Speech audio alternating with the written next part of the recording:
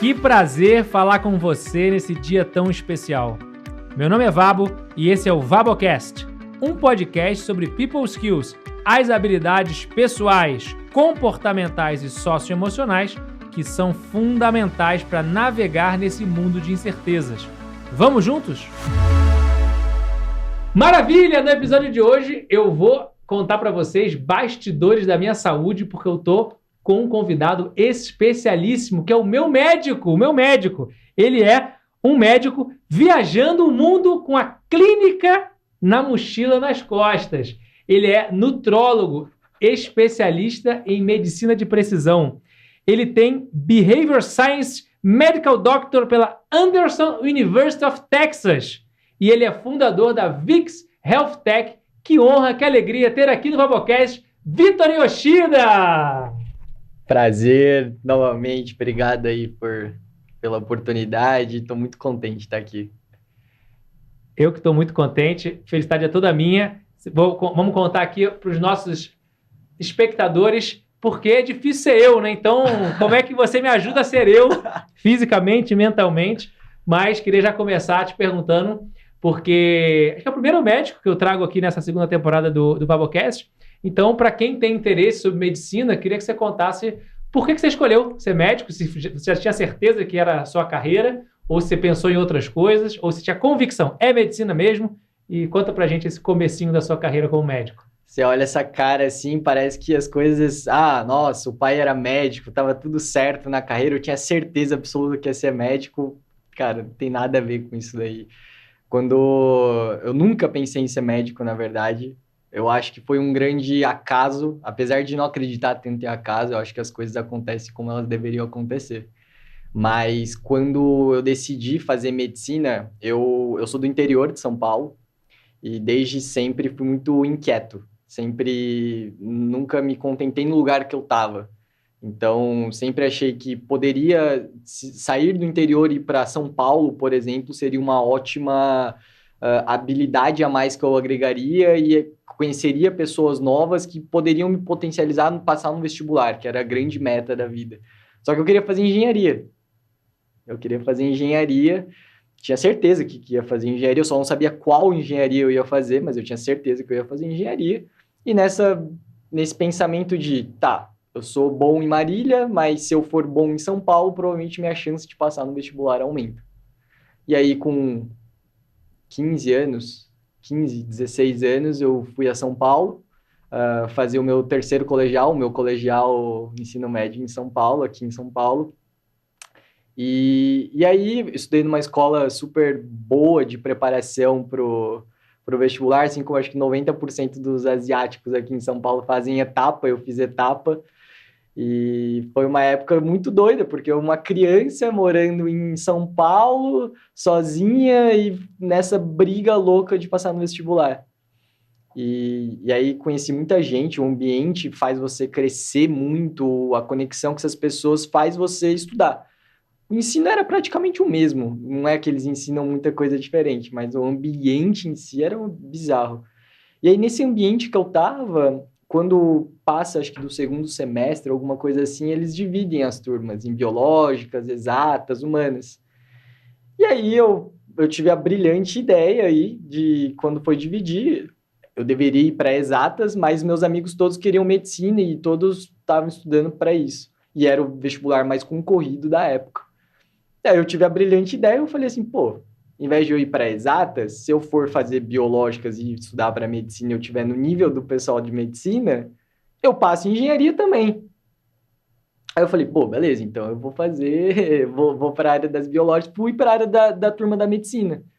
Aí fiquei lá sempre com o pessoal, sempre conseguindo me performar bem nas coisas. Na hora de fazer o X do vestibular, eu falei assim... Cara, eu acho que eu vou fazer medicina, vou colocar aqui medicina, acho que é uma coisa legal, talvez seja interessante. Confesso que na época foi até meio talvez um ego, assim, de falar, nossa, eu acho que eu consigo passar em medicina, sabe? E, no curso mais difícil, vou fazer.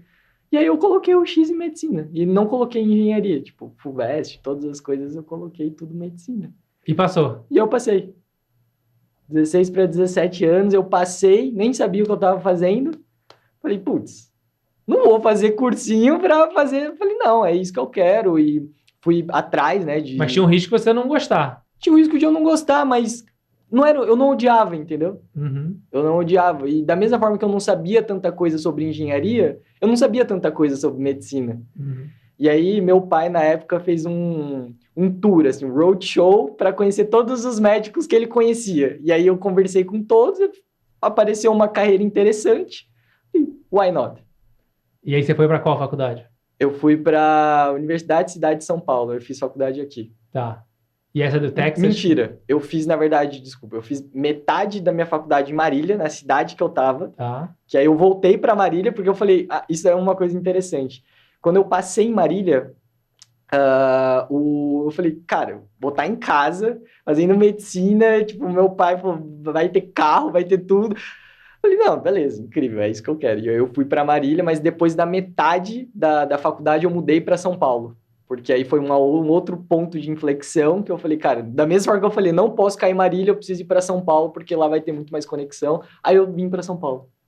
E aí, mas você terminou a faculdade no Brasil e essa que você fez Texas foi especialização? Isso, na verdade, quando eu estava finalizando a faculdade, eu fui para Houston, no Texas, por conta de uma madrinha minha da medicina. Eu falo que ela é minha mãe na medicina e ela abriu portas literalmente do mundo inteiro para mim. Porque na época de escolher a especialidade, da mesma forma que eu não sabia que eu ia fazer medicina, eu não sabia a especialidade que eu ia fazer.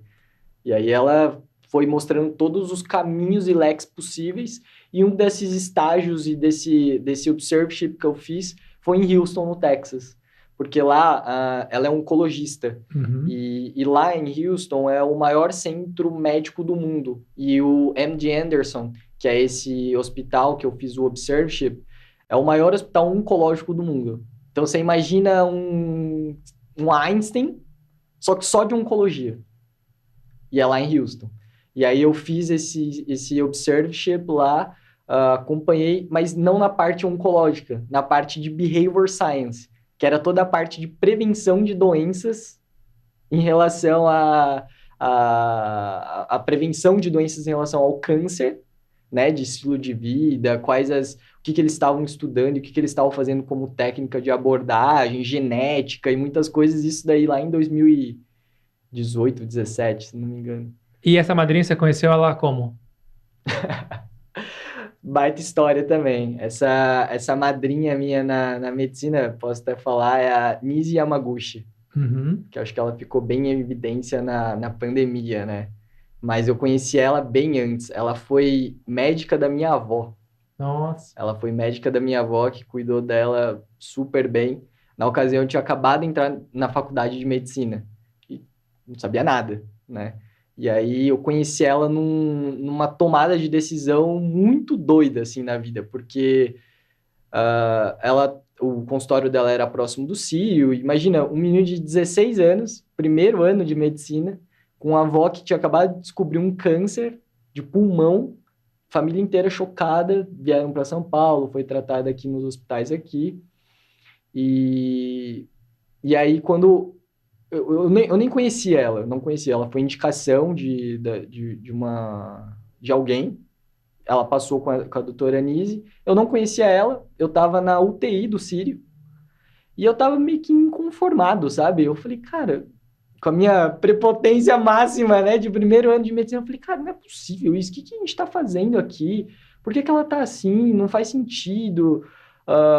Enfim, tava revoltado, eu lembro até hoje, na salinha de espera, assim, da UTI do Sírio, eu tava lá com minha família, eu falei, cara, não é possível. Falei, eu vou lá conversar com essa médica. Eu falei, cara, eu preciso saber onde que é e tal. Aí eu peguei no Google, eu nem sem falar pra minha família nada. Eu só coloquei no Google o nome dela e vi onde era o consultório. Fui, cheguei lá, abri assim, me anunciaram, eu falei assim, oi. A secretária falou, eu sou o Vitor, sou neto da Dona Ivone e vim aqui porque eu quero falar com a doutora Anise. E, cara, a Nise, nessa época, ela ainda faz isso, mas era uma época que ela atende, assim, das 10 horas da manhã até 2, 3 horas da manhã. Ela fica no consultório até esse horário e depois vai passar a visita. E ela falou assim, a doutora Nise tá bem cheia, não vai dar. Eu falei, não tem problema, vou ficar aqui, vou vou esperar aqui. E eu fiquei esperando. Fiquei lá até, tipo, 2 horas da manhã. Nossa. Esperando ela, e, tipo, sem saber. Hoje eu acho que eu nem teria coragem pra fazer isso, sabe? Uma médica que eu nem conheço, uma pessoa que eu nem conheço. E aí, quando eu sentei pra conversar com ela, pra falar sobre o caso e tudo mais, não sei o que que ela viu em mim, o que que ela entendeu sobre isso, que no final a gente discutiu sobre, tirou todas as minhas dúvidas, falei o que eu tava pensando, ela falou assim, por que que você não vem aqui fazer um estágio? Eu nem sabia o que era estágio. Falei assim, claro, eu vou fazer o estágio e tal. Era o fim das minhas férias. Falei, não, eu vou fazer o estágio, tinha que voltar para Marília. Aí eu liguei pro meu pai, e falei, pai, a doutora falou que ia oferecer um estágio e tudo mais. E aí ele falou assim, eu lembro até hoje, eu falei, mas eu não quero aceitar o estágio, porque, putz, fim das minhas férias, ia viajar, eu ia pra praia com os meus amigos, né? Ele falou assim, não, você não vai voltar para Marília, cara. Você vai ficar aí. Aproveita essa oportunidade. Aproveite isso daí. Ele falou, amanhã, semana que vem, vai ter outro Vitor, na outra semana vai aparecer outros Vitors. Eu, não, você vai ficar aí. E aí eu fiquei o restante das minhas férias lá, e aí foi onde começou essa conexão. E realmente ela, muito de que eu sei como a parte humana da medicina, eu aprendi com ela. A parte de inovação, de saber que, cara, a gente pode fazer tudo o que a gente quer e aonde a gente quer, porque ela tem contatos no mundo inteiro, a rede de network dela é bizarra. E aí ela foi me conectando. E aí, quando foi chegando próximo do fim da faculdade, ela, ela foi fazendo testes. Porque, assim, eu sentia que eu deveria fazer onco, talvez por conta dela. E aí ela não queria que fosse assim, e ela falou, não, você vai testar tudo que você quer. O que você gostou de ver? Eu quero ver cirurgia plástica. Ela me conectava com o melhor cirurgião plástico para ficar acompanhando. E com todas as especialidades foi assim. E aí de todas que ela me ofereceu, eu não escolhi nenhuma. Porque ela não me ofereceu nenhuma parte dessa parte de relação à medicina preventiva. Não existia muito, não se falava tanto disso nessa época. Mas foi assim que foi conectado. Então, um aprendizado importante para você. Quando você quer muito uma coisa, espere até 2 da manhã. Firme, não desiste, não vai embora. Que pode ser que tenha um pote no final do arco-íris para você. É isso. Boa. Acho que essa é a lição. Mas então, ela te ofereceu uma série de conexões para você aprender, igual o seu pai tinha feito com os médicos para você escolher a faculdade. Depois ela Sim. te ajudou nesse ponto de vista da especialização e você não escolheu nenhuma dessas. Você escolheu prevenção, medicina de precisão, nutrologia. Exato. Por quê? Muito doido, né? As coisas a gente quer programar e a gente nunca consegue, né? Foi muito por causa da minha namorada. Ela, quando eu conheci ela na faculdade ainda... Doutora Lara. Doutora Lara. Um beijo. Ela era muito ligada, eu nem sabia o que era isso, para ser sincero. Eu não sabia que existia uma especialidade que fazia isso. Não fazia a mínima ideia. Sabia de medicina esportiva, mas não sabia que existia algo voltado nisso daí. Explica pra gente o que é essa nutrologia, medicina preventiva, medicina de precisão e qual a diferença da medicina esportiva, medicina do esporte, né? Se você do exercício também, né? Sim, do exercício. Todas essas medicinas, entre aspas, elas estão totalmente ligadas à longevidade, qualidade de vida, performance do paciente. Então, elas têm um ponto em comum, porque ambas, todas essas especializações, elas vão querer que o paciente se nutra bem, faça uma parte de atividade física bem, tenha uma qualidade de sono, tudo bom, para que você viva melhor. Então, na essência, são parecidas. A diferença é mais o nicho de atuação. Geralmente, medicina esportiva, muitos médicos do esporte acabam trabalhando muito com atletas. A parte de nutrologia acabou indo muito para a parte de emagrecimento. Mas não é... Eu não gosto de colocar em caixa, sabe? Eu acho que você tem que ajudar o paciente que está na sua frente da melhor forma e entender ele do que ele precisa. Independente se ele quer correr uma maratona, fazer um Ironman, ou se ele quer emagrecer. Né? Então, hoje, tanto é que na minha prática hoje é volátil. Hoje, pela manhã, eu atendi uma senhorinha de 60 anos que estava fazendo reposição hormonal e ruim. E na outra ponta, eu estava atendendo um jovem que ia fazer um Ironman, por exemplo, entendeu? Então, acaba que fica muito aberto. Mas eu acho que tem um ponto crucial que você trouxe, que normalmente a medicina sempre foi voltada para tratar a doença. E, como eu já te conheço já tem alguns anos, e essa linha de atuação, e o que você trouxe agora, é muito mais para tratar a prevenção, e não a doença em si. Se tiver doença, beleza, vamos tratar, mas também como é que a gente trata a prevenção, como a gente trata o paciente e não a doença. Então, porque eu já vi médico que chama de doente, ao invés de chamar de paciente. Ou seja, vamos tratar o doente, ao invés de tratar o paciente. O Vabocast é um oferecimento da GUP, a HR Tech líder no Brasil. Veja na descrição desse episódio condições especiais para você também se tornar um cliente GUP e transformar a sua gestão de pessoas. E também, uma outra coisa que eu queria também te perguntar, que é essa visão integral. Ou seja, todas as vezes que eu passo com você, que a gente conversa e que eu vejo também sua atuação, não é, vamos tratar um ponto específico ali e quando muito um efeito colateral ali. Mas não, é o paciente como um todo. Isso é também um fundamento importante do que você faz? Com certeza. O problema disso, hoje as pessoas querem achar sempre um vilão, né? E um mocinho. Não é que o que a gente faz é o certo e o que os outros fazem são errados. É que a medicina, no modo geral, conforme ela vai evoluindo, os médicos tendem a ser cada vez mais especialistas em algo. É natural que isso aconteça. Só que desde a faculdade, desde o primeiro ano de faculdade até o final da especialização, você não aprende a não tratar doentes. Você sempre tem uma doença e vai tratar aquilo. A medicina é muito reativa. E aí, por ser muito reativa, você precisa de profissionais capacitados para que resolva esse problema específico. Porque se todo mundo fosse generalista, seria muito difícil você operar uma cabeça, um neurocirurgião, num ortopedista, por exemplo, entendeu? Seria muito difícil. Então, por isso que a medicina foi especializando tanto nisso. Só que o que a gente faz é um braço diferente da medicina. Até que é meio difícil alguns médicos mais tradicionais, mais velhos, entenderem o que é feito. Porque eu chegar para você e para um paciente falar para ele comer melhor, dormir melhor, cuidar do estresse, cuidar do intestino, ele meio que já sabe tudo isso. Ele sabe que ele precisa fazer tudo isso. Só que o lance é como. E o como, não tem como você vir para mim com sobrepeso e eu somente te prescrever um Ozempic ou um Mounjaro agora, que tá super na moda. Não adianta eu só te fazer isso. Se fosse só isso, seria tranquilo. Qualquer médico minimamente capacitado sabe escalonar dosagens de medicações.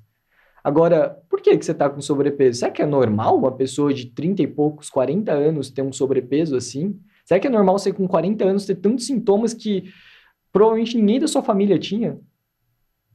E dar um passo para trás e entender. E quando necessário, associar o que for preciso. Mas o olhar como um todo é mais num autoconhecimento, entender o que o paciente está precisando do que somente prescrever uma medicação. Que não é errado. Eu entendo que no cenário que a gente construiu, no jeito de conduzir o tratamento, beleza, dá para fazer isso. Eu sei que na maioria da população a gente ainda não consegue fazer isso. Personalizar tanto a ponto de cuidar tão... e entender todo esse 360. Não dá para ver 360 de todo mundo, a gente não tem profissional para isso. Mas no nicho que a gente atua, no público que a gente atende, nas pessoas que nos buscam, é exatamente isso. É por isso que a gente olha amplo, a gente nunca olha a queixa. A queixa é a ponta do iceberg. Legal, então isso você já tinha dessa visão toda integral lá quando você decidiu fazer nutrologia? Ou você foi percebendo no meio do caminho? Eu fui percebendo no meio do caminho. Seria lindo se eu falasse que não, né? Que eu já tinha essa visão idealizada. Não, eu fui percebendo no caminho. Porque eu percebi que os melhores resultados dos pacientes, e não melhor em termos de tempo e de sprint, mas o melhor resultado no tempo de longo prazo, de perenidade do resultado, a manutenção do resultado, era quando a gente entendia as causas bases do paciente. Então, não só quando você prescreve uma medicação. Então, ao longo de todo o cuidado que eu fui entendendo tudo isso. E, claro, conectando com as pessoas que também veem tudo isso. Porque, senão, você acha que você nunca está certo, né? Ou você acha que se você está sempre certo, você só faz um tipo de medicina e acha que lá está certo. Boa. E aí você comentou, então, que você se conectou com a doutora Anise. Quem mais que você foi se conectando aí no meio da sua trajetória, no decorrer da sua trajetória da faculdade, depois na especialização, que você considera que contribuíram também para os pontos de virada da sua vida? Cara, é chato, assim, pontuar todos, porque com certeza eu vou esquecer de alguém, né? Porque cada pessoa foi muito importante, assim, na tomada de decisão. Parece clichê, mas é a verdade. Quem eu sou é muito fruto de quem eu fui conectando e conversando e desenvolvendo essas habilidades. Mas, especificamente relacionado à parte dessa medicina de precisão e de toda essa visão do paciente, muito foi o Dr. Pedro, que eu trabalhei muito tempo com ele. Ele também foi um médico que me abraçou nessa segunda parte em relação a essa medicina preventiva, foi muito dele, e conectou com outras pessoas, abriu a mente para fazer vários outros cursos, pós-graduação e tudo voltado nessa linha, entendeu? Então é um hub de conexões que você vai puxando, puxando, puxando e vai agregando isso daí ao seu serviço. Eu falo que a gente estuda desde medicina propriamente dita, que eu estou te falando, até coisas relacionadas a psicologia positiva, engajamento do paciente, coaching, várias coisas, porque isso você vai agregando ferramentas para que você consiga desenvolver isso com o paciente. O paciente hoje, ele não está sentado mais na sua frente, você como uma autoridade médica e te prescrever uma coisa, ele precisa entender o que está acontecendo. Então, hoje mesmo na medicina, é o que eu até ensino para os... ajudo a ensinar, né, para os colegas médicos, é que, cara, a parte técnica é um detalhe. E você não vai conseguir agregar tudo o que você quer e você não vai conseguir ter o resultado e o engajamento do paciente se você tiver nessa figura de médico e o paciente na figura dele. Hoje a gente tem um negócio que chama Patient-Centered Care, que é o paciente no centro do tratamento. Então não é tipo, eu falo A e você faz A. Eu falo A, você pensa B, mas se a gente chegar a um consenso, será que a gente pode fazer um C, que é um... E aí a gente chega no... que é o jeito que a gente conduz o tratamento. Então é muito importante você ter todos esses dados, senão você se perde, cara. E olha que isso não é apenas na medicina. Nas outras áreas, também cada vez mais, essa questão da habilidade técnica, ela não é mais o mais importante, continua sendo importante, mas não é mais o mais importante, porque o relacionamento, as habilidades pessoais acabam exercendo um papel minimamente de igual para igual, às vezes até mais relevante, em especial se for no âmbito da liderança. Uhum. E também muito conhecido o termo Customer Centricity, né? Colocar o cliente no centro. Tá todo... Nesse caso, o paciente é o cliente do médico. Mas vamos falar um pouquinho mais sobre essa sua relação com o Pedro Andrade. Foi, inclusive, onde eu conheci você, na clínica Pedro Andrade. E é uma clínica realmente diferente. Talvez o nome é clínica, mas tem mais a ver com ser um lugar de cura.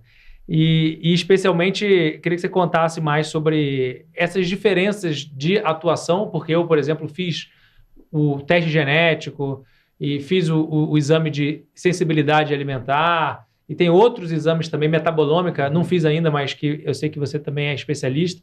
Conta para quem é leigo nessa área, quais são as diferenças, então, e qual é esse cockpit que você, como médico, tem para conseguir tratar o paciente de uma forma integral e preventiva? Esses exames todos que você falou são exames que se encaixam no que a gente chama de ciência ômica. Então, a gente tem a genômica, a gente tem a metabolômica, a gente tem a parte da metabolômica ligado à microbiota intestinal. São todos exames que servem como ferramenta para a gente individualizar mais ainda o tratamento. Do que eu te falei em relação ao tratamento, que a gente tem que ter a visão 360 do paciente, isso daí serve como uma ferramenta para ir a fundo no que o paciente precisa. Porque se eu sei o seu DNA, por exemplo, se eu faço um mapeamento genético, eu sei a figura do campo minado.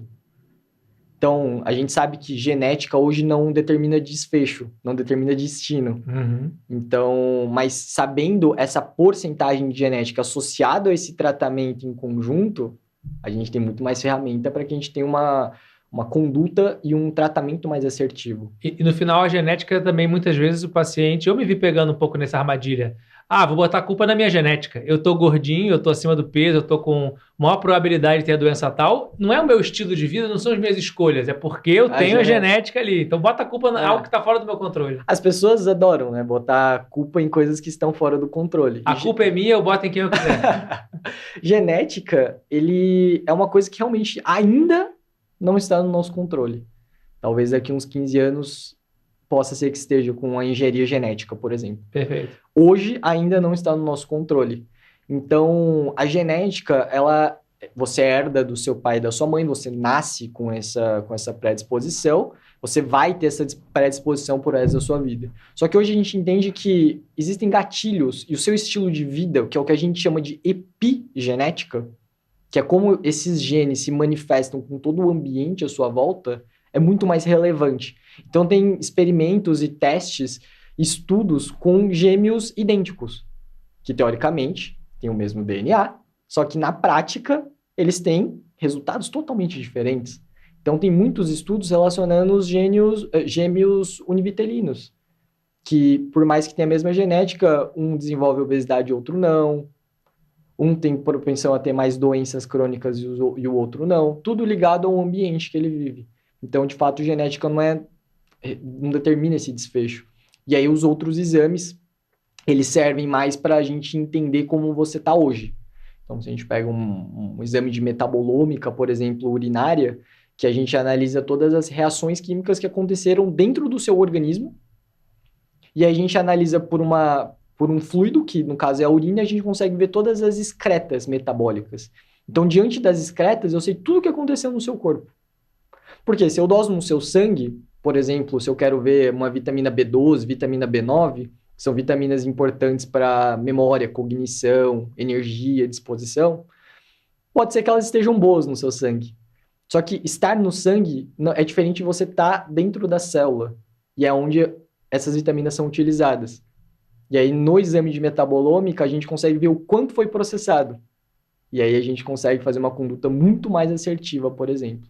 Então, além disso, muitos outros exames que saem a todo momento, que é justamente para ver isso daí, que a ideia é sempre a gente individualizar o máximo possível. Então, daí que vem a medicina de precisão, porque se eu faço um exame de sangue, eu tenho menos precisão do que uma metabolômica da vida que consegue ver a excreta da urina. É claro que a gente não vai fazer um exame de metabolômica para todo mundo. Primeiro, pelo custo, e segundo, pelo acesso. Não é tão simples assim. Mas ele é mais preciso no sentido de vitaminas específicas, neurotransmissores, coisas direcionadas às queixas dos pacientes. Então, uma coisa muito engraçada hoje que acontece, os pacientes, eles chegam até a plataforma falando assim, nossa, eu vi que você falou de um exame de metabolômica, eu quero comprar esse exame de metabolômica. E aí, a nossa equipe está sendo toda treinada para explicar para o paciente que não é muito bem assim, tipo, eu quero comprar esse exame. Esse exame tem que ser indicado, entendeu? Não é qualquer pessoa que vai fazer ele. Às vezes você vai estar jogando dinheiro fora, se ele não for muito bem indicado e se não tiver uma equipe para acompanhar, entendeu? Então, por isso que, respondendo a sua pergunta, ele é melhor, mas não é para todo mundo do que um exame de sangue, por exemplo. Tem que ter um contexto específico para ele ser recomendado. E depois desses anos todos atendendo o paciente, dentro desse contexto dessa medicina integral, dessa medicina de precisão, o que são os principais aprendizados em relação ao estilo de vida, em relação ao próprio comportamento do paciente? O que você tem aprendido nesse aí que você pode deixar de dicas aqui para a turma? Uma cartilha básica do que fazer, do que não fazer, a partir do que você tem visto na interação diária que você tem com os seus pacientes. Eu vou falar o jeito que a gente conduz os nossos pacientes.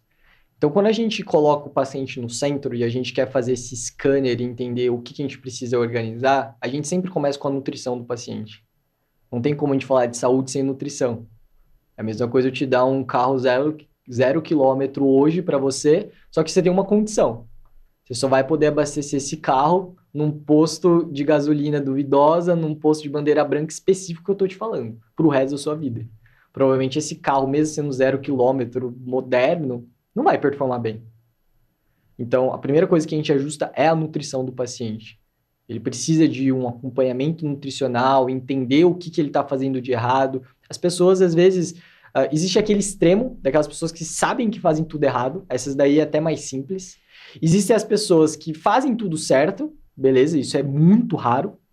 Porque essas pessoas geralmente não têm tantos problemas. Existe grande parte das pessoas que acham que estão fazendo certo. Ou que não estão fazendo nada de errado. Isso é o maior público. Então, você pegar e mapear o que está errado é um ponto importante. Então, uma vez que a gente cuidou da nutrição, já é um excelente caminho andado. Depois vem a parte metabólica. Então, analisar a parte de exames, que entra a parte hormonal, de vitaminas, minerais, hormônios, os marcadores de inflamação do paciente. Então, todo esse lado interno dele. E depois a gente vai fazendo outros hubs, olhando para o intestino do paciente, a gente olha para o lado mental do paciente, o manejo de estresse, como que ele lida com tudo isso, e a parte de atividade física e sono. Eu acho que são os pontos mais importantes, se eu fosse elencar, é onde eu olharia para cada paciente. Teoricamente, se a gente melhorar tudo isso, cara, é muito difícil de você ter algum problema de saúde a longo prazo. Então, fora a qualidade de vida que você ganha e de performance. Então, eu sempre gosto de desmembrar o paciente nesses pontos. A diferença é que cada um tem o seu calcanhar de Aquiles. Então, por isso que o tratamento não pode ser moldurado e te entregar e falar, faz. Cada um é de um jeito, porque cada um tem um gatilho diferente. E aí, nesse gatilho, a gente atua bem em cima dele. Então, eu poderia dizer, baseado nisso que você me trouxe agora, que para eu ter uma boa longevidade, uma boa qualidade de vida, envelhecer bem, seriam basicamente 5 pilares. O que eu como, minha alimentação, minha nutrição. Perfeito. A parte metabólica, que são os exames, tudo que está acontecendo ali de vitaminas, proteínas, sais, minerais e etc. A parte emocional, então estresse. A minha atividade física e o meu sono. Seriam esses 5 pilares ou esqueci algum? Perfeito. É isso aí. Eu olharia tudo isso daí. E conforme a gente for evoluindo nesse cuidado, você vai perceber que coisas que você achava que estava tudo bem e não tá. Porque um depende do outro, é como uma engrenagem. Se eles não estiverem conectados e conversando, esquece. Conheça o meu livro. Falar em público é para você. Perca seu medo, desenvolva sua oratória e aprenda a ouvir melhor. Mais informações na descrição desse episódio. Posso dar aqui meu depoimento, pessoal, como paciente, Dr. Vitor, que eu nunca estive tão bem, me sentindo tão bem como eu estou hoje, exatamente por esse cuidado completo. Então, inclui todos os suplementos, todos os acompanhamentos de exames. E o Dr. Vitor é bem crítico. Então, assim, tá dentro ali do parâmetro do exame, não é suficiente. Tem que melhorar, ainda dá para melhorar dentro desse range, porque é individualizado. No range da população, você vai estar ali mais ou menos no ok. Isso é uma coisa interessante. Os exames laboratoriais, quando a gente olha, você vai lá, coleta o exame, vem o verde, vermelho, acho que não tem amarelo, mas acho que é verde e vermelho, né, a maioria. E aí as pessoas olham, beleza, se tá no verde, tá tudo bem, se tá no vermelho, tá ruim, preciso me preocupar. A verdade é que entre um e o outro, nesse range que a gente tem, é muito discrepante. Na verdade, o valor de referência do laboratório é uma curva de Gauss, é uma curva gaussiana, no qual eles pegam uma amostra da população que não tem doença. Só que entre você não ter doença e você ter saúde, a gente tem um espaço bem grande entre essas duas coisas. Esse gap é muito grande. Então, a ausência de doença não é porque você não tem doença que você tem saúde. E é isso que as pessoas estão começando a perceber. Porque o executivo ou o empresário que tá vivendo aquela vida frenética, ele vai fazer o check-up anual dele no Einstein e não vai ter nenhuma doença. Ele não tem diabetes, a carótida dele tá boa, tá tudo bem. Só que pergunta se ele dorme bem, como que tá o intestino dele, se ele come bem, se ele tem energia no dia a dia. Como que tá a parte de ansiedade dele, entendeu? Então, mesmo que ele não tenha doença, tem um gap aí muito importante, né? Acho que essa é uma frase bem importante. Não ter doença e ter o exame todo verde não significa que você tem saúde. Exato. Isso é uma questão importante.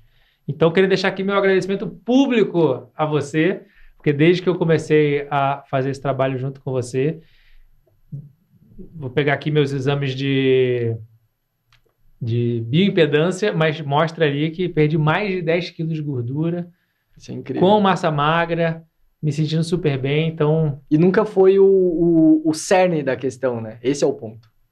O objetivo é ficar bem, Ah. ter boa saúde, mas aí naturalmente a gente vai, É isso. consequentemente, perdendo peso, a gente vai emocionalmente também, é uma coisa que, claro, depende também da minha vontade e disposição, mas com uma boa orientação fica simplesmente menos difícil seguir todo o protocolo. E aí uma outra pergunta também para você é sobre mitos. Que mitos que você destaca? Porque às vezes você citou um mito agora, que é a questão do verde do exame, achar que eu estou bem. Não necessariamente está mal, mas não quer dizer que esteja super bem. O que mais que tem de mito que gira em torno desse ambiente de longevidade, de qualidade de vida, baseado nessa sua observação dos pacientes que você possa destacar? Por exemplo, tem um mito que eu vejo que é tá com colesterol alto, tem que tomar estatina, por exemplo. Mitos Você desse foi para sentido. uma polêmica brava, né? Existem mitos como esse, por exemplo, do colesterol. Hoje a gente entende que o colesterol, especificamente, isoladamente, ele não é o grande vilão da saúde. Muitos pacientes têm alterações genéticas que ele tem uma hipercolesterolemia que faz o colesterol aumentar. Mas hoje, com os estudos mais robustos, a gente entende que o colesterol alto não necessariamente está relacionado com mortes. Uma coisa é você ter um exame alterado, outra coisa é você ter um desfecho clínico. Então, o paciente, o que muitos estudos mostram hoje? Com o uso de estatina, por exemplo, você reduz o seu nível de colesterol no seu sangue. Só que, uma vez que você reduziu esses níveis de colesterol, você não diminuiu a mortalidade dele.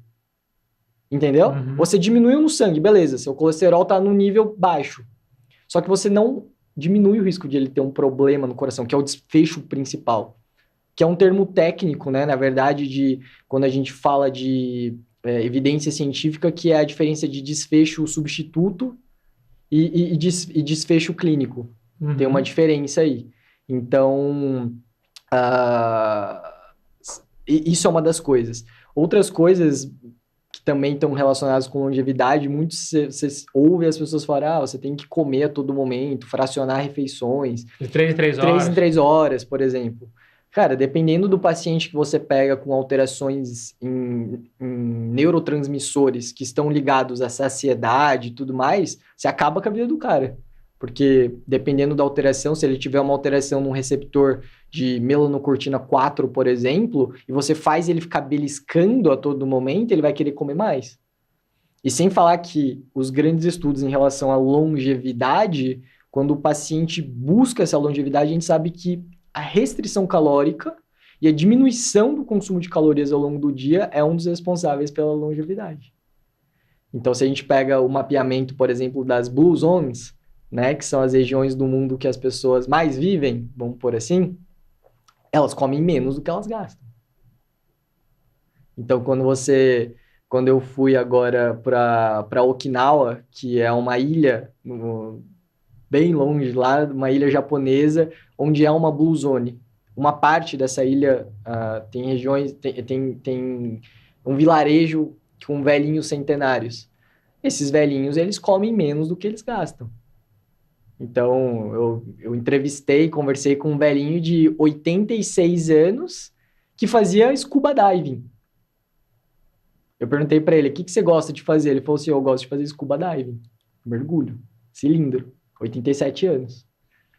Então, você vê que isso é muito importante, o contato com a natureza e tudo mais, mas esse é um outro mito, que você comer pouco e várias vezes vai te ajudar, mas mentira. Então, comer menos do que gasta é igual a você gastar menos do que ganha também. Exato. Essa é outra forma de ter longevidade. Uma é na saúde, outra é financeira. Exato, mas é a mesma coisa. É a mesma coisa. E jejum? É mito o jejum ou o jejum funciona? Não, o jejum é uma coisa muito boa. É uma prática muito boa. O lance é, falando para as pessoas que falam o jejum não funciona. Depende para que a gente está falando. Muitas das vezes o jejum ele é associado com emagrecimento. E aí sim eu posso concordar que o jejum não está relacionado diretamente ao emagrecimento. Porque se o paciente vai lá, vamos supor que você faça um jejum de 18 horas. Só que na sua janela alimentar, você vai lá e come, tipo, só junk food, só besteira. Não vai adiantar nada. Pois é. Agora, para longevidade, o jejum é muito bom. Para regeneração, o jejum é muito bom. Para essas coisas relacionadas ao não emagrecimento diretamente, ele é excelente. Ele faz apoptose celular, faz regeneração celular. É incrível. E tem que saber comer na hora que você quebra o jejum. Exato. É importante saber a hora de quebrar. Não só quando quebra, mas a janela alimentar como um todo. Tá. É claro que você vai ficar em jejum lá 16 horas. Você não vai escolher, por exemplo, um prato rico em carboidratos refinados, por exemplo. Você vai comer um pão, uma tapioca, um doce, porque você vai fazer picos de insulina, que é o hormônio do corpo que vai querer tirar esse açúcar, e isso não é legal. Então, quebrar sempre com proteínas, fibras, gorduras boas, são coisas interessantes na hora de quebrar o jejum. Mas o jejum para longevidade é uma prática muito boa. E dentro da pergunta do mito ainda, tem algum tipo de dieta que você... Porque tem sempre a dieta da moda, a dieta da proteína, a dieta paleolítica, a dieta aquela da gordura, como é que chama? Cetogênica. Cetogênica. Tem alguma dessa ou é mito também isso? É que, mais uma vez, quando a gente pensa numa escala, é muito importante a gente colocar os pacientes em caixas. Então, pensa numa população geral. Já pensou se eu tiver que individualizar a alimentação de todo mundo? Fica inviável. É mais fácil eu colocar em caixas. É óbvio que se eu pego um paciente que não faz nenhuma dieta, tá tudo errado. Se eu entrego uma dieta low carb para ele, que é baixo em calorias, ele vai ter um baita benefício. Só que, se a gente for escolher a melhor dieta, ela não existe. Porque se você só fazer um tipo de dieta, seu corpo metabolicamente acostuma com aquilo lá. Então você tem que ir toda hora ir trocando. E depende, é individual isso daí. Eu nunca gosto de colocar em caixinhas. Ou uma dieta low carb, ou sei lá, low FODMAP, ou cetogênica. É legal para ter como referência, mas num cuidado muito individualizado é difícil. É difícil. É mais fácil você pegar o paciente, entender o que ele é, olhar os exames, falar, vamos fazer isso por causa disso, disso, disso. Você se inspira nesses métodos ao invés de ficar seguindo cegamente cada um deles. Exato. Porque se eu falo que dieta cetogênica é bom para todo mundo, se eu pego você, por exemplo, que às vezes tem uma alteração no perfil lipídico, ou genes que fazem você absorver muito mais gordura saturada do que uma pessoa normal, que a gente consegue mapear isso hoje, e eu te entrego uma doença cetogênica, ferrou. E é uma baita dieta. Só que se eu te entrego isso, não é legal. Boa. Outro mito também que eu já ouvi, e eu quero saber se é mito mesmo ou não, é o seguinte: a pessoa se alimenta super bem. Se alimenta de carboidratos, gordura e proteína. Se alimenta colorido, verde, amarelo, vermelho, papapá. Segue o que o nutricionista faz certinho, certinho, certinho. Essa pessoa que vamos partir do pressuposto que se alimentou bem, nota 10. Essa pessoa tem todos os nutrientes necessários ou mesmo essa pessoa teria que suplementar? É muito difícil hoje a gente ter todos os nutrientes necessários, sendo muito sincero. Seria lindo se eu falasse, não, você consegue ter tudo na alimentação, mas é muito difícil.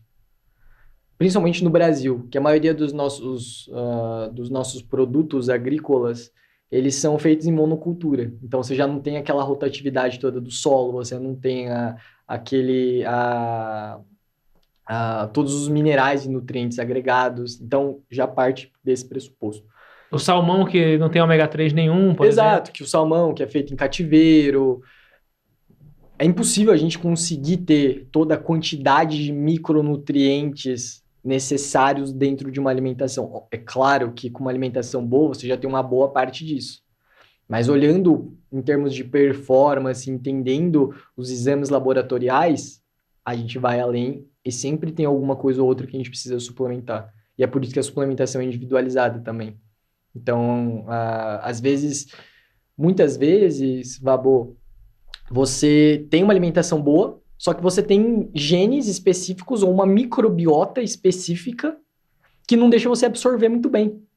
Então, num cenário perfeito que a gente conseguisse tudo pela alimentação, às vezes você tem um grau de desbiose, um desbalanço intestinal, uma inflamação intestinal, que faz com que você não absorva de maneira adequada. Ou você tem alteração num gene chamado, por exemplo, FUT2, que é um gene que produz um muco no seu intestino que faz você absorver vitamina B12. Se você não tiver esse gene, se você tiver esse gene alterado com um polimorfismo, você não vai absorver. Você pode comer 1 quilo de carne que você vai absorver muito menos. E aí o que a gente faz? A gente pega, sei lá, a vitamina B12, manipula ela numa forma ativa e te entrega endovenoso ou te entrega sublingual, entendeu? Então são jeitos, são biohackings, vamos pôr assim, que hoje a gente tem ao nosso dispor que ajuda a melhorar muito isso daí. Sensacional, sensacional. E a tendência, aquela torcida nossa, é que isso possa chegar para mais pessoas na população como um todo. Mas vai chegar, tá chegando, né? Se você for ver hoje, a própria conscientização das pessoas estão mudando. Claro que se a gente for em esferas socioeconômicas mais baixas, fica muito difícil a gente conseguir. Mas a consciência já é muito maior. Você vê que as pessoas optam e têm uma mínima conscientização, sabe? É o primeiro passo. É o primeiro passo. Se você está gostando desse episódio, imagina levar esse conteúdo para o seu time. Conheça as minhas palestras e treinamentos e aproveite essa oportunidade para provocar e desenvolver liderança e habilidades pessoais em sua equipe. Mais informações no descritivo desse episódio. E fala do Ozempic e seus irmãos. Realmente funciona? Originalmente era para a questão de diabetes, mas hoje está sendo utilizado para emagrecimento. Dá para usar o Ozempic para o resto da vida em dosagens mais baixas ou não? Tem que dar uma parada, desmamar e voltar? Ou o ideal é parar de vez para quem usa? O que você pode trazer para a gente? Porque está na febre agora do Ozempic e seus correlatos. A Novo Nordisk que agradece, né? Empresa mais valiosa da Europa, financeiramente. O PIB dela, o faturamento dela tem que ser separado do PIB do país de origem. É da onde que é? Da Noruega. Noruega. O PIB dela tem que ser separado, calculado diferente. Por que tudo isso? Primeiro, pelo acesso. Por exemplo, aqui no Brasil, você não precisa de prescrição. Só que qual que é o ponto disso daí? Você não precisa de prescrição porque ela foi inicialmente criada para controle de diabetes. E aí você não precisa de prescrição médica. Só que o problema ela é uma medicação ruim? Óbvio que não. É uma baita medicação, não é à toa que está cuidando da verdadeira pandemia que a gente tem hoje, que é de obesidade e sobrepeso. Então, isso daí, com certeza, foi uma revolução no mercado da medicina. E está sendo, e vai ser cada vez mais. Hoje a gente tem evoluções do Ozempic, então a gente tem o Mounjaro, que é o atidapatina, tem o Zepbound, o Zepbound, que é outra coisa. Enfim, tem várias medicações sendo criadas para isso, porque é um mercado infinito. Quantas pessoas não estão em sobrepeso? E, diante disso, é uma coisa incrível, muito boa. Teoricamente, como uma medicação de uso crônico, é para o resto da vida. Da mesma forma que, teoricamente, quando você tem diabetes, você tem que tratar para o resto da vida. Isso é o normal. Os guidelines, as coisas mais organizadas, os estudos mostram isso. Doenças crônicas, como a obesidade é uma doença crônica, tratamento para o resto da vida. A segurança disso tudo, os estudos mostram muita segurança. Daqui 20 anos, não sei, com uma medicação nova, entendeu? Então, os estudos mostram isso, mas daqui 20 anos não tem como a gente saber. Uhum. Mas os estudos... Efeitos colaterais potenciais. Não tem como a gente saber por conta do tempo dos estudos. Mas os estudos mais robustos que a gente tem hoje mostram legal, tranquilo, em relação a efeitos adversos e tudo mais. Ponto. O que a gente faz na prática?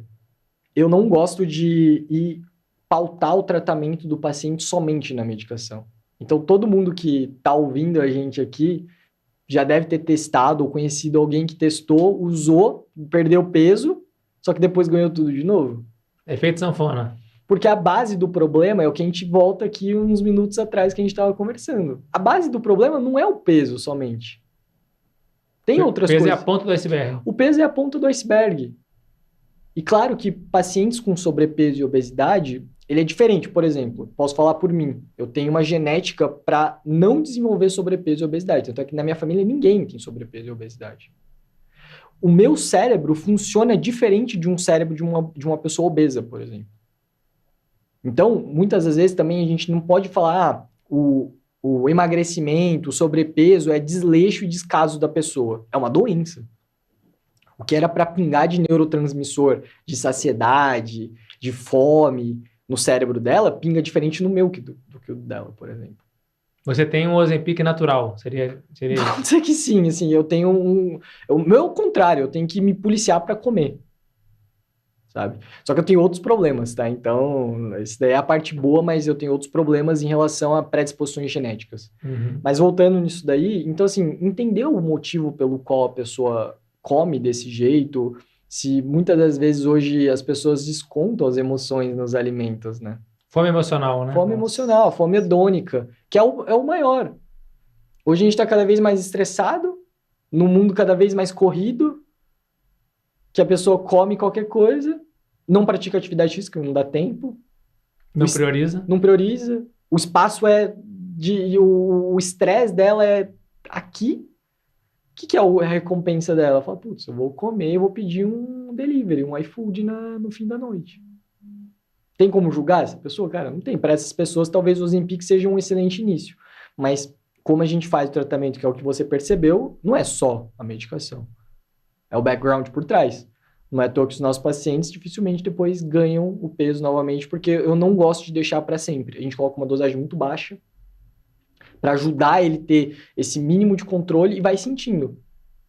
Tem pacientes meus que estão há meses com dosagens mínimas, seja de Ozempic ou de tirzepatida, ou Mondiaro, que é a evolução do Ozempic. Qual que é a diferença desse novo pro Ozempic? Esse novo é uma medicação que promete os efeitos semelhantes à cirurgia bariátrica, para você ter uma noção.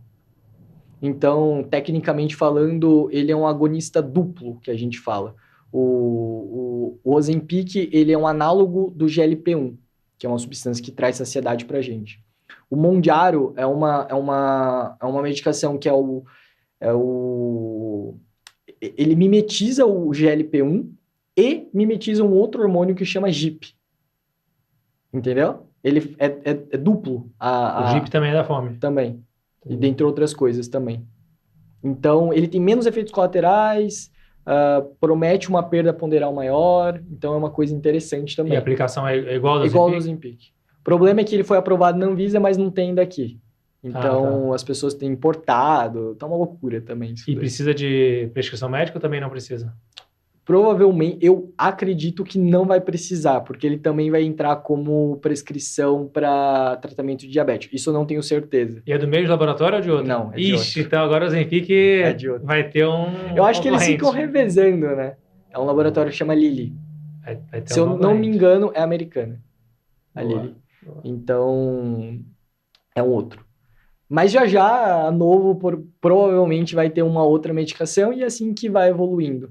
Então, não demonizo, porque longe disso, eu acho incrível porque a gente está controlando uma pandemia. Mas tem que saber usar. Tem que saber usar, como qualquer medicação. Atividade física é melhor do que remédio? Ou é o melhor remédio?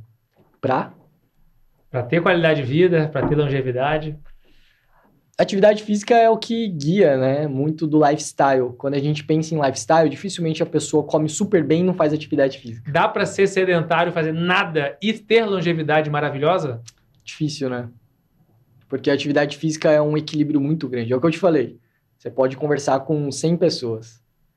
E essas pessoas que comem super bem. É praticamente impossível a pessoa comer bem e não fazer atividade física, concorda comigo? Porque ela é o alicerce, né, do negócio. Melhora de saúde cardiovascular, a gente sabe hoje que a musculação, o tanto de músculo que você vai ter depois dos 40, 50 anos reflete muito a sua funcionalidade lá na frente. Então, assim, não tem nem discussão disso, né? A discussão que a gente tem hoje é que tem atividades físicas que a gente faz que são tão boas quanto medicações. Para tratamento de doenças psíquicas, ansiedade, depressão, por exemplo. Não tão boas, mas acabam sendo melhores porque não tem efeito colateral da medicação. Exato.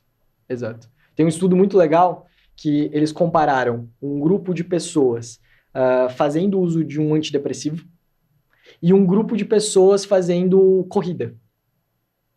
E aí eles fizeram esse estudo. Beleza. Pegaram esses dois grupos de pessoas com um transtorno depressivo / ansioso E aí falaram, ó, um vai tomar medicação e o outro vai fazer a atividade física. O que eles compararam no final? Os efeitos do questionário de ansiedade e depressão foram muito parecidos de resultados. Só que a diferença é, quem fez a atividade física melhorou todos os aspectos metabólicos. Melhorou colesterol, insulina, hemoglobina glicada, enquanto o outro piorou. Então, a dúvida não é eles contra a gente. Por que não os dois, entendeu? Por que não associar talvez a medicação, beleza, com atividade física? E não somente olhar para você e falar, você precisa fazer atividade física, mas vamos sentar aqui, vamos ver o que dá pra gente fazer? Como que a gente vai fazer? Quantas vezes na semana? Aonde você vai treinar? Com quem você vai treinar? O que você gosta de fazer? Entendeu? Isso daí é o grande segredo do negócio. É trazer o paciente para próximo e entender a realidade de vida dele. Tem um dos melhores livros que eu li no ano passado, que é escrito pelo psiquiatra do Nizam Guanais, grande publicitário Nizam Guanais. Escreveram juntos o livro, mas é mais o Arthur Guerra, o psiquiatra dele. E o título do livro é Você Aguenta Ser Feliz? E ele é psiquiatra. O Nizam Guanais estava obeso, estava um momento de muito estresse na vida, fumando, e bebendo, e muita desregramento na vida. E aí ele relata que a primeira coisa que o psiquiatra dele recomendou foi começar a correr. Remédio, vou te passar um remédio. Corrida. Vamos lá. E aí depois ele fez meia maratona, maratona e por aí vai, e hoje tem um estilo de vida mais organizado. Então, realmente, os estudos mostram. Cara, não só os estudos, Babo, é assustador os cases que a gente pega, tá? Cases meus, de pacientes meus, que chegam com ideações suicidas, com transtornos psíquicos a esse ponto, e que depois de um tratamento, às vezes sem medicação, só organizando tudo isso que a gente falou até agora, eles mandam uma mensagem falando, cara, eu tô vivo de novo. É assustador pra mim que lido com isso todos os dias. E não foi um só. Imagina, minha amostra é significativa, mas não é absurda. Parece mágica. Parece mágica. E aí o paciente chegar na primeira consulta falando, cara, eu não tenho mais o que fazer. Eu não quero ser internado numa clínica psiquiátrica, eu não quero. Eu tô aqui, eu não tenho nada a perder, me indicaram, eu tô aqui. E aí, depois de alguns meses, ele voltar e falar com outro sorriso, né? Com outra fisionomia. Falando, cara, eu tô vivo de novo. Isso é absurdo. Faz tudo valer a pena. E a mágica funciona também porque no início a gente vai meio arrastado, porque não tem muita motivação, mas se você mantiver na disciplina, a mágica vai acontecer porque novos circuitos neuronais vão sendo criados, novos hábitos vão sendo criados, e é aquilo que era meio arrastado passa a ser ok, passa a ser legal, passa a ser um remédio, passa a ser prazer. Agora conectou e a pessoa cai na armadilha positiva dos neurotransmissores. A dopamina vem e a coisa começa a fluir. É isso aí. Muito bom. E aí, eu sei que hoje você saiu da Clínica Pedro Andrade e você está numa nova aventura em que você começou a empreender o seu próprio negócio, a sua própria clínica, chamada VIX, sua própria Health Tech. Então, conta pra gente como que funciona a VIX e por que você decidiu empreendê-la? Isso daí é culpa sua um pouco, no nosso almoço, no Rubaiá, né, que a gente almoçou e conversamos sobre isso há uns bons anos atrás. Mas a ideia da VIX é conectar tudo isso que a gente falou até agora. É a gente entregar esse cuidado para o paciente, só que de uma maneira um pouco diferente. Porque ela é uma health tech, então ela é uma startup no qual a gente não tem clínica física, não tem um espaço físico. A gente tem uma plataforma que a gente tem os nossos próprios profissionais. Então, a gente tem os nossos nutricionistas, preparadores físicos, médicos e psicoterapeutas. Então, toda essa abordagem 360 a gente traz pro paciente. Então, toda essa qualidade de vida, essa longevidade, essa melhora desses sintomas, desse estilo de vida, esse é o nosso como. Como a gente vai entregar isso para ele? Por que que ela foi criada? Porque eu, como médico, eu percebi que sozinho eu não fazia diferença para o paciente. Fazia, mas não tanto quanto uma equipe coordenada e realmente coordenada.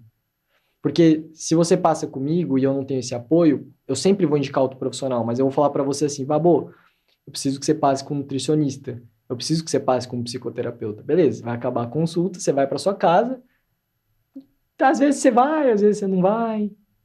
Eu não consigo conversar com um nutricionista. Então, na Vix é uma plataforma integrada. Às vezes tem filosofias diferentes também. Às vezes tem filosofias diferentes. Então, lá todo mundo fala a mesma linguagem. E é esse cuidado 360. E o grande lance de ser digital é porque o nosso cuidado é muito próximo.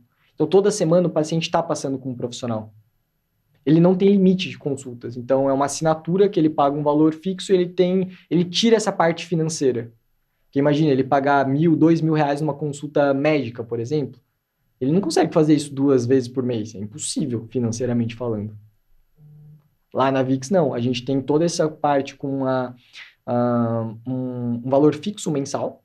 E aí ele tem acesso ilimitado a todos esses profissionais. Então, toda semana ele está passando com ou nutricionista, ou com a psicoterapeuta, ou com o médico, ou com o preparador físico.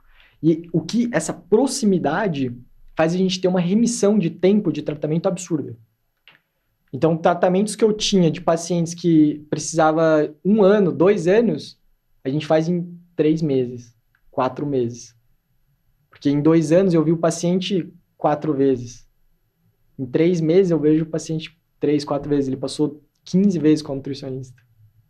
Entendeu? E aí os resultados vão aparecendo. Isso que é o mais incrível. E como é digital, qualquer pessoa que tiver no Brasil e no mundo, porque hoje boa parte dos pacientes nossos é fora do país, consegue ter acesso a isso. Não só um nicho num lugar específico. Então você consegue minimamente difundir esse conceito que a gente está querendo e na prática que funcione. Não somente, sei lá, faz um curso de emagrecimento que dá uma escala muito grande, mas você não tem o paciente na tua mão. Aqui você tem o paciente na mão. Eu posso dar esse depoimento não só por mim, que sou seu paciente, mas por vários amigos, Verdade. colegas, Verdade. seguidores que eu indico. E, resumidamente, é o seguinte: é impossível não melhorar se seguir o passo a passo que é combinado. E não é assim, estou impondo, né? Eu já fui médico, antes de conhecer você, já fui médico. E assim, toma aqui, faz. Não, mas me explica aqui o que você está me dando aqui. Não, só toma e tal. Cara, não é para mim. Respeito o médico, beleza, mas eu não vou voltar mais lá. Mas além de ter toda essa individualização, além de ter toda essa explicação no detalhe, etc e tal, se seguir. Agora, tem a galera também que não tem a disciplina suficiente para seguir. Não vou me alimentar dessa forma, não vou pular o treino, beleza. Eu mesmo, momentos de vida que eu estava mais corrido, não estava conseguindo seguir. Mas quando eu falei, isso é prioridade da minha vida, a partir de agora eu vou seguir a dieta, eu vou seguir a atividade física, eu vou seguir a meditação, eu vou seguir aqui o entendimento do sono, como é que está atrapalhando o meu sono, eu vou seguir esses 4 pilares, nutrição, atividade física, sono e meditação. É impressionante como minha qualidade de vida melhorou. Inclusive, Carol, minha esposa, também manda para você um beijo e um agradecimento, porque ela falava que eu estava roncando. Aí falou, olha, dorme na sala hoje lá que você está roncando. Aí eu falei, tá bom, então acho que eu tenho que dar uma melhorada nisso também. E aí, desde então, que eu passei a seguir o tratamento e tal, não teve mais essa reclamação de Caroline. Isso que você falou é o X da questão, na verdade. Fazer o paciente seguir. Óbvio que tem coisas que são incontroláveis, eu não consigo controlar você, eu consigo te orientar o máximo possível, mas eu não consigo controlar o seu dia a dia. Eu falo que a gente é o treinador, você é o jogador. No fim do dia a gente pode ficar o mês inteiro treinando, mas no dia do jogo é você que tá lá. Então, Só que a Vix, a ideia dela é que a gente tenha tão próximo você dos profissionais e que toda semana você esteja passando com alguém, que é muito mais difícil você não seguir, entendeu? Porque eu acredito que não adianta também eu só falar, isso aqui não é minha responsabilidade. Minha responsabilidade é falar, você vai fazer se você quiser. Não acredito que é muito bem assim. A gente precisa dar ferramentas para o paciente para que ele consiga seguir. Entendeu? Uhum. Óbvio que vai chegar num nível que se ele não for seguir, ele não vai seguir de qualquer jeito. Mas muitos pacientes querem seguir, mas eles não conseguem seguir. E é por isso que a gente tem esses resultados tão fantásticos, porque ele fica muito próximo do profissional. Então, tem um grupo no WhatsApp, todo paciente que qualquer dúvida ele manda lá, entendeu? Então, a adesão de consultas é muito maior, porque em 2 cliques, qualquer lugar que você tiver, você está online com o profissional. Então, isso daí que você falou é importante, porque é só seguir, beleza? Mas e o seguir? Esse é também feedback de uma outra clínica que eu ia antes também. O atendimento era legal, bacana e tal, mas quando eu tinha uma dúvida, eu sou do tipo de pessoa que eu vou ter dúvida. Eu quero saber o detalhe ali, o que eu estou comendo, parará. Demorava, não respondia. Ou então quem respondia era o profissional super júnior, que eu tinha que contar tudo de novo, que não estava integrado a informação. Então isso também é um grande diferencial. Agora a pergunta que não quer calar, para quem está assistindo aqui, Dr. Vitor Yoshida, pela câmera, pelo vídeo, tá vendo que ele tem um conhecimento de 80 anos, mas parece 18. Qual é a fonte da juventude? É a genética? É genética, a genética ajuda. Meu pai, se você vê ele, você acha que ele tem 30 anos de idade, sabe? Sua mãe também. Minha mãe também, meu avô, Eu já vi você postando foto. É impressionante, é impressionante. Tem muito da genética também, mas, cara, não tem muito segredo. Gira em torno desses pilares, sabe? Mas você já encontrou algum paciente que falou assim, nossa, você é muito jovem, não confio em você, já teve isso ou não? Não, de não confiar não, mas que perguntam a idade e... Quanto você tá? Eu tô com 27 anos. Então, parece 18, mas tem 27, mas conhecimento de 88. É isso. E aí muitos ficam... É que hoje, com as redes sociais, você consegue expor a sua linha de raciocínio, então pouco importa, né? Então, os pacientes... Eles sabem que eles vão esperar na consulta me vendo nas redes sociais, por exemplo. Então, não tem esse choque tão grande, entendeu? Mas, visualmente, sim, é bizarro. Mas, se você olhar minha família, o meu avô tem 70 e poucos anos, parece que tem 60. Tinha uma bisavó que faleceu com 100 anos de idade. Então, família Yoshida, então, é Blue Zone. Mas eu sou descendente de Okinawa. Minha família são descendentes de Okinawa. Que legal, que legal. E também depois sigam Vitor.Yoshida. Não, @Dr. Vitor Yoshida. Dr. Vitor Yoshida. @Dr. Vitor Yoshida vai estar aqui na descrição do episódio. Porque também está gerando um conteúdo bacana, falando bastante nas redes sociais, sim, contando mais sobre o trabalho, sobre essas filosofias para você ter melhor qualidade de vida, melhor longevidade. E parece que você fez um curso de oratória também que te ajudou nisso, né? Foi meu aluno. Não, eu não fiz seu curso de oratória. Eu fiz 2 vezes seu curso de oratória. É verdade. Não é? Fiz 2 vezes seu curso de oratória, sendo... Nossa, aqui parece que é viesado, né? Mas isso daí é game changer total para posicionamento. De personal branding, de posicionamento no modo geral. Que bom que eu vi isso muito jovem. Porque o que mais chama a atenção, por exemplo, de quando o paciente chega até mim, que às vezes ele precisa falar, sabe? É tão impressionante que ele precisa falar. Não é pelo lifestyle que eu vivo, ou pela... Ele fala, nossa, que você transmite tanta segurança quando você fala nos seus vídeos. Isso é o que o pessoal mais fala. Total, essa é a beleza, porque eu sou paciente dele, ele foi meu aluno, e no final, somos amigos e jogadores de beach tennis. É isso aí. Sensacional. Muito bom, então vamos agora para o nosso próximo bloco. Eu vou te fazer algumas perguntas, e aí você vai me recomendar. Eu nem preparei essas perguntas, porque eu falei assim, não, se eu preparar vai ficar ruim. Ótimo. Mas as perguntas são muito difíceis, cara. Mas é isso mesmo, a ideia é essa mesmo, quanto o entrevistado menos prepara, melhor fica. Se fosse numa entrevista de emprego assim, acho que eu não daria. Já nasceu pronta. Então vamos lá, de todos os livros que você já leu na vida, pode ser relacionado ao tema que a gente falou aqui, ou qualquer livro, que você totalmente aberto, mas para você recomendar aqui para nossa audiência um livro que marcou a sua vida.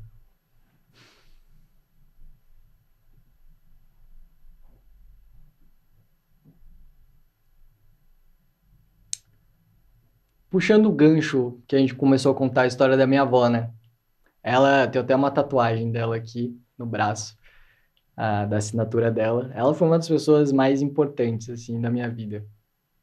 E quando ela passou por esse processo de doença que a gente estava conversando, o desfecho final foi que ela faleceu. E eu achava que quando era pequeno, a maior dor que eu ia ter era quando ela se fosse. E um livro que me ajudou muito nessa época, quando ela faleceu, que eu ganhei de presente, é um livro de uma médica. Ela chama Ana Cláudia Quintana. E ela tem na ocasião era o primeiro livro dela, hoje ela tem uma trilogia desse livro. O livro que eu li na ocasião, eu li a trilogia, mas o livro dessa vez é um livro que chama A Morte é um Dia que se Vale a Pena Viver. Ela é uma médica ela é paliativista. Sabe o que um médico com cuidados paliativos faz? É para amenizar a dor na hora que a pessoa já está meio que Isso. condenada. Aí... Isso. Ela é uma médica que faz esses cuidados paliativos. E ela é uma escritora muito boa. E esse livro aí foi um livro muito legal que deu um olhar muito diferente, eu naquela inocência jovem de entender sobre a morte que eu não tinha a mínima noção. E aí a trilogia dela é muito legal. O segundo livro dela é o mais legal, que eu mais gosto, que se chama Histórias Lindas de Morrer. Porque aí ela conta, cada capítulo do livro é uma história dos pacientes que ela atende na clínica dela, do hospital, entendeu? Imagina a história desses pacientes. E ela tem uma sensibilidade muito grande. Então, eu acho que eu penso nesse livro do que falar, sei lá, os livros de performance, que eu acho que um monte de gente faz melhor do que eu. Esse livro é um livro muito legal para refletir sobre a vida. Sensacional. A morte é um grande tabu. E a vida, muitas vezes, vale a pena ser vivida porque existe a morte. Porque se a gente fosse viver eternamente num contexto dessa vida aqui, será que te daria o mesmo valor? Isso daí é uma coisa interessante, porque você já passou por um processo de luto ou de perda muito grande? Muito, muito grande, não, mas eu perdi meu avô e meu padrinho quando eu era criança e jovem, foram os mais próximos a mim que faleceram. Ela consegue trazer um raciocínio que eu vivi isso sem saber antes de ler esse livro, mas com a minha avó, como eu te falei, é uma dor que eu achei que eu nunca iria suportar. O dia que ela morreu foi um dos momentos mais felizes, sabia? Por causa do livro, o livro te ajudou? Não, também, mas é possível isso que ela fala no livro. A morte é um dia que se vale a pena viver. Parece loucura, assim, mas a pessoa talvez mais amava... A gente não se prepara para isso. Foi um momento de paz, sabe? Uhum. E você entender isso, cara, foi uma... E se preparar para isso, porque se tudo der certo, tudo deu certo, a gente vai perder nossos avós. Se tudo der certo, a gente vai perder nossos pais. E eventualmente vai perder, pode ser irmãos, pode ser marido e mulher, pode ser... Se tudo der certo, né? Porque pode ser que não dê certo e a gente vá antes, né? Exato. E quem disse que a gente não vai viver eternamente? Quem disse que a morte é o fim? O que eu falo para os meus pacientes e para as pessoas mais próximas é: não morra nos próximos 15 anos. Porque eu acho que a medicina vai avançar de tal forma, e está avançando de tal forma, que nos próximos 15 anos é muita coisa, Vabo.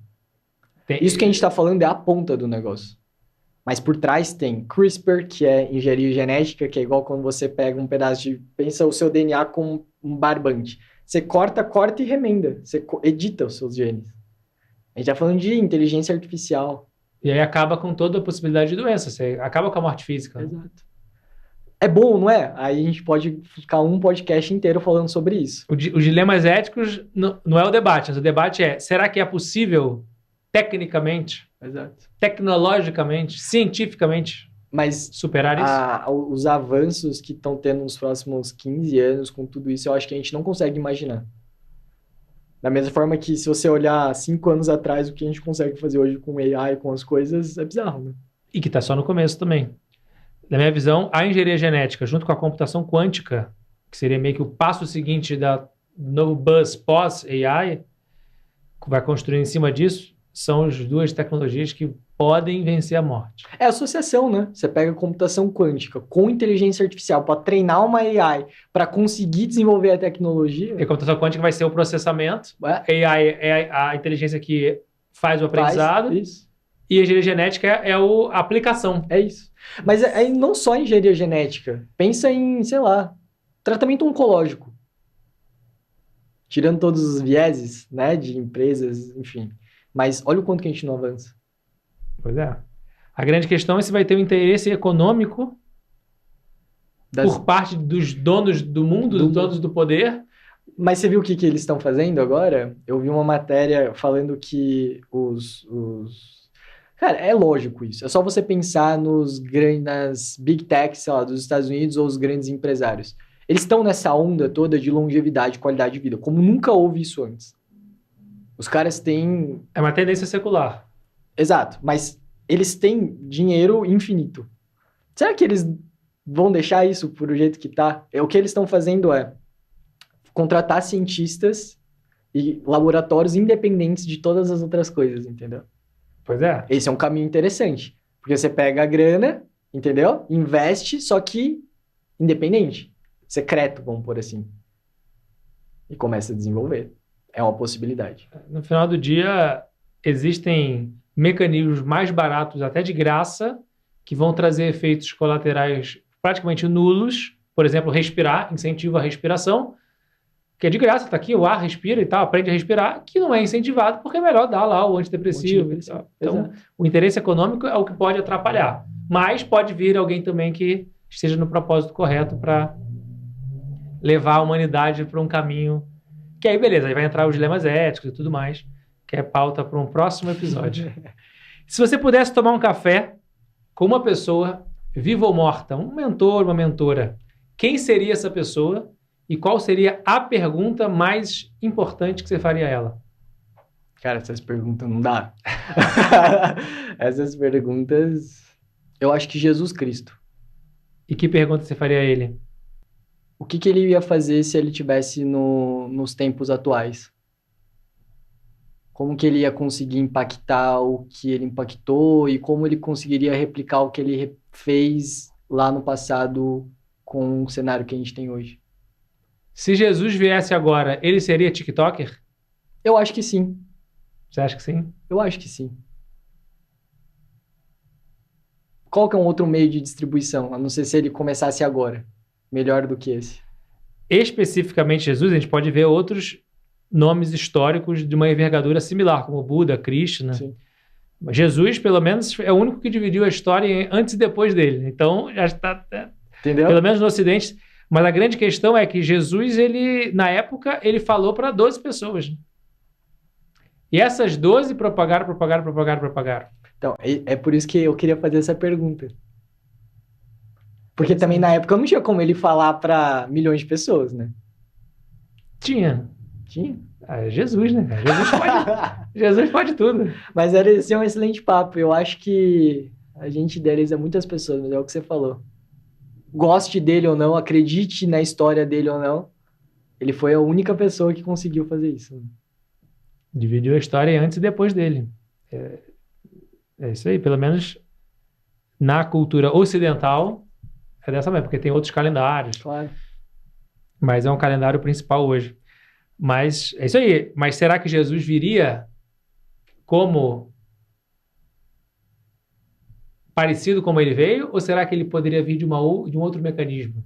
Será que Jesus poderia vir como uma AI? Essa é a pergunta que eu fiz. Você falou, qual é a pergunta? Como que ele faria o que ele fez? Entendi, boa pergunta. No cenário atual, entendeu? Será que Jesus viria como uma criptomoeda? Uma blockchain? Não sei. Será que ele que criou a blockchain? Será que ele Bitcoin? Satoshi Nakamoto? Fica essa dúvida. Mas é uma excelente provocação. Se você pudesse escolher uma frase para colocar em um outdoor e o mundo inteiro vai poder ler a sua frase neste outdoor, qual é a frase que você gostaria de propagar para 8 bilhões de Homo sapiens sapiens? As pessoas vão ler e vão entender ou elas só vão ler? Vão entender. Pode ser uma frase complexa que vamos partir do pressuposto que elas vão entender. Essa é a mensagem que você quer passar. Depois o pessoal se vira para conseguir entender. Que mensagem essa você passaria? Eu acho que eu falaria para as pessoas fazerem mais. Fazerem as coisas mesmo quando elas não estiverem prontas para fazer.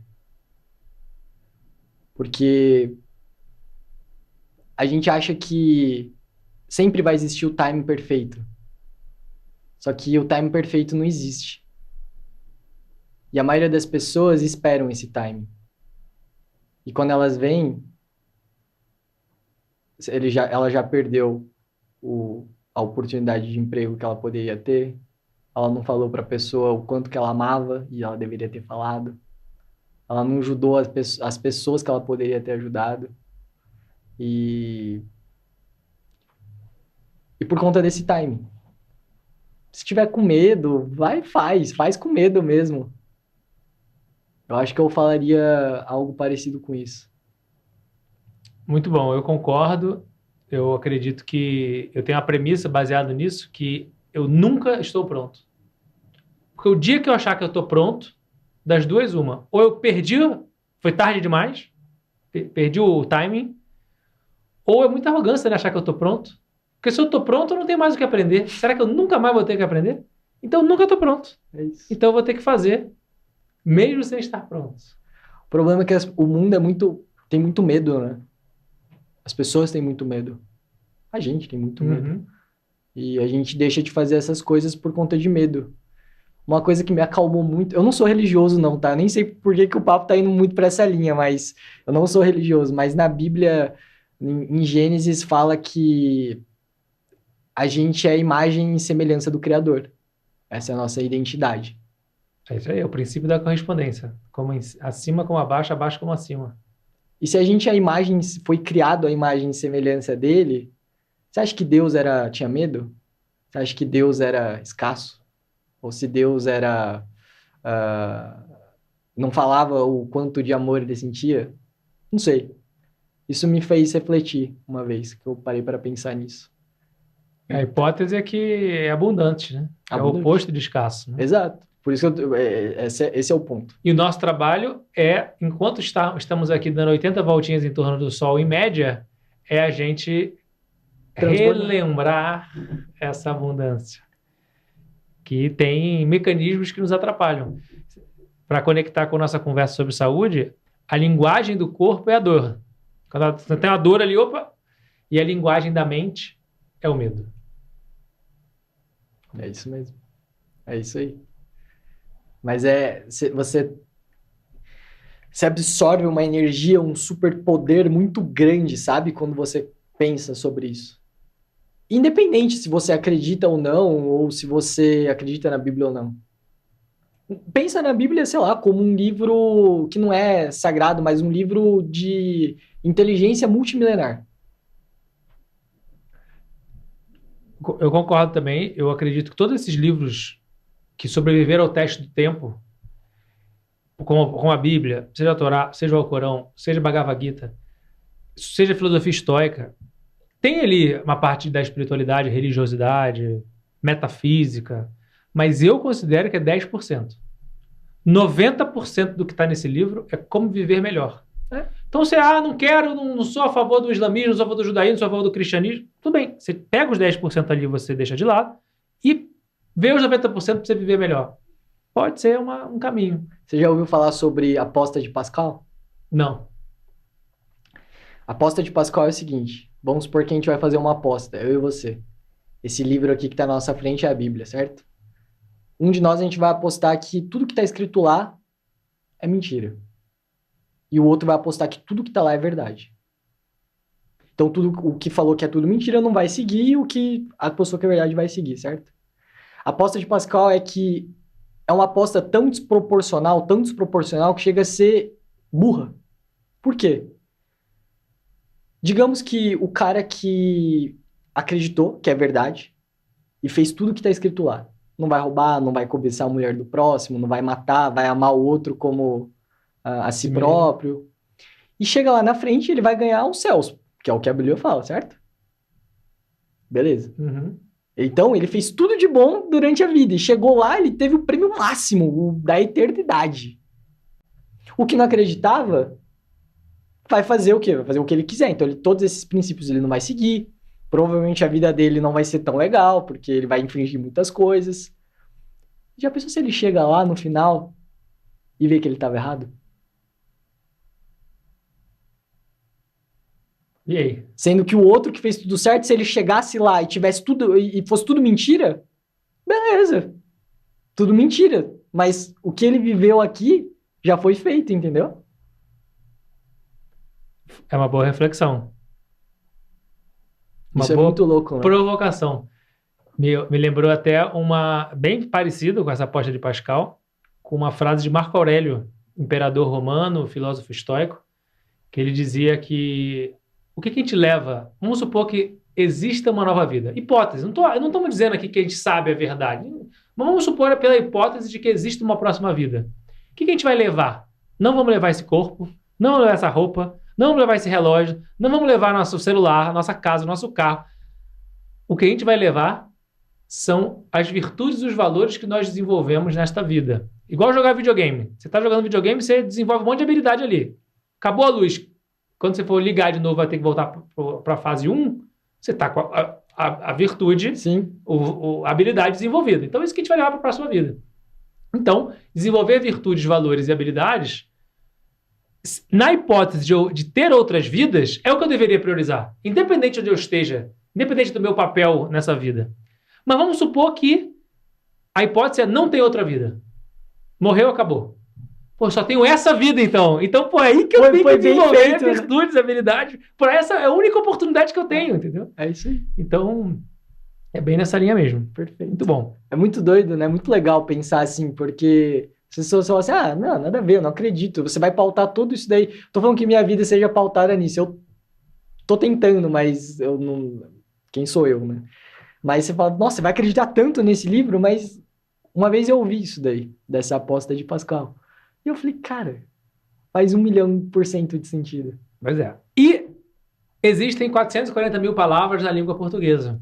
Eu queria que você escolhesse uma palavra, que é a palavra que define Victor Yoshida Shimada. Que palavra define Dr. Vitor? Questionador. Questionador. Questionador. Muito bom. Agora falamos bastante de como que as pessoas devem cuidar da saúde em geral. Eu quero saber como você cuida da sua saúde. Quais são os seus hábitos, suas rotinas do seu dia a dia? Cara, quer queira ou não, eu sou uma pessoa de hábitos simples, assim, sabe? Eu tento acordar cedo, o mais cedo que eu puder.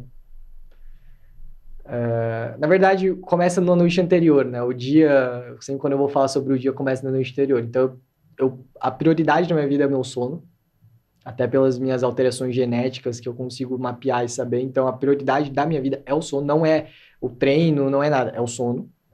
Quem segue o teu Vitor vai ver todo dia uma fotinha no relógio de 100% de sono.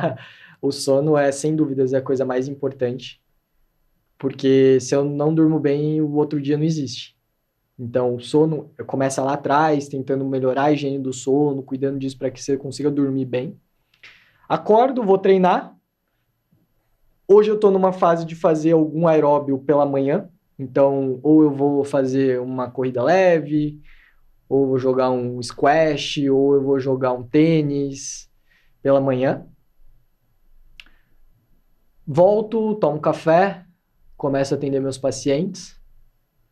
E atendo até o meio da tarde, depois vou para academia, faço musculação, tento fazer 2 treinos por dia, não é sempre que dá, porque às vezes tem as reuniões, tem todas as coisas relacionadas a VIX. E... Come muito fast food, fritura. Eu gosto, sabia? Eu posso falar que... Olha aí, hein? Eu poderia falar que, nossa, não, eu gosto, mas eu tento evitar quase que sempre, assim, muito difícil a gente comer. Até porque... A minha namorada também é nutróloga e ela gosta também. Quem não gosta, né? É difícil, assim, mas eu gosto. Só que eu tento não fazer isso. A grande questão é, você vai no dentista, tá com cárie. Vai no nutrólogo que tá acima do peso. Não dá, né? Não dá. Sentido. Precisa ter minimamente ali o exemplo. E não é a coisa que eu mais gosto. Mas você falou, e o fast food? Cara, agora na viagem que eu fui fazer, cara, eu comi um McDonald's no aeroporto de Malta. Mentira, aeroporto de Malta não. Aeroporto de Roma, que, cara, eu não comia há muito tempo, assim, foi bem bom. Mas, quase nunca. Então, isso aí também é o equilíbrio, né? Poder fazer. Quase. E o que é sucesso para você? Se você tivesse que definir sucesso, como você definiria? Cara, depois dessas perguntas você tem que responder também. Tô curioso para saber essas respostas suas.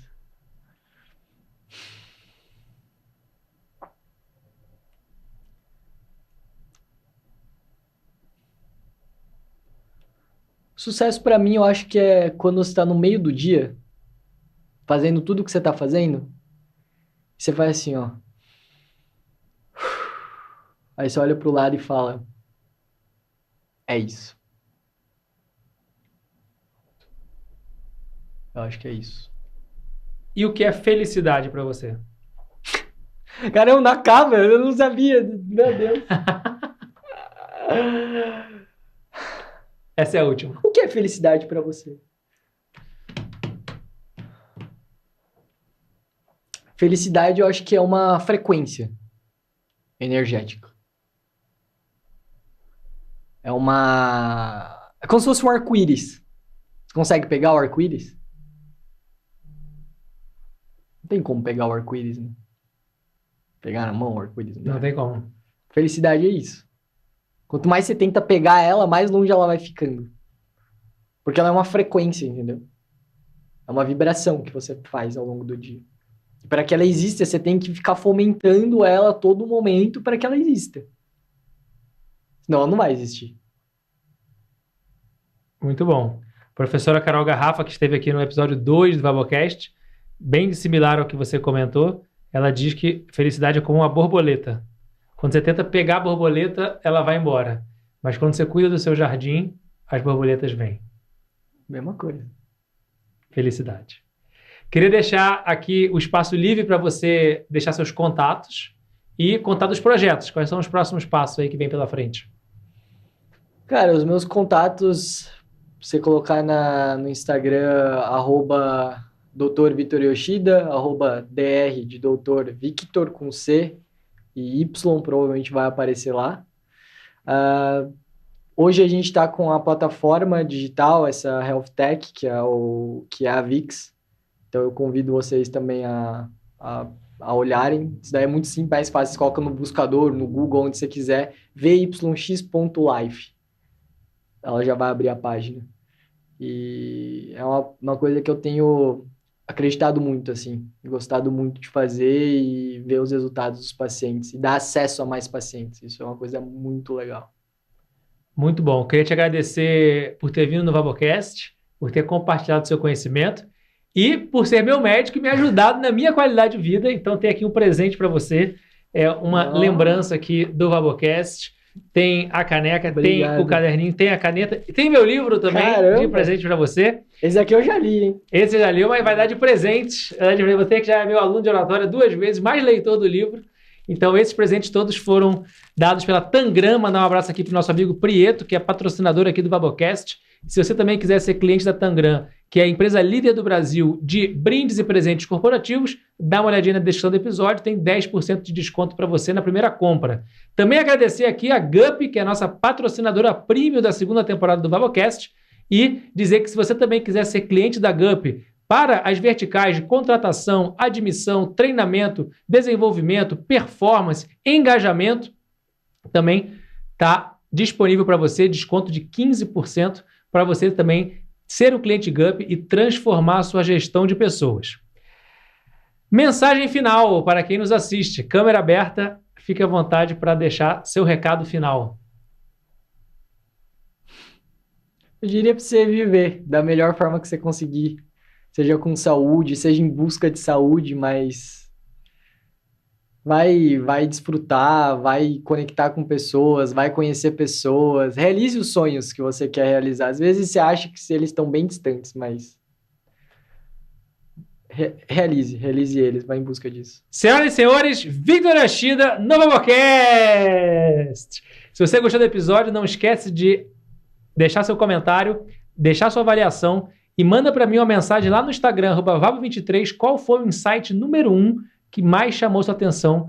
E eu te espero no próximo Vabocast. O Vabocast é um oferecimento da GUP, a HR Tech líder do Brasil. Não se esqueça de avaliar o episódio, compartilhar com seus amigos e me seguir no Instagram, @Vabo23.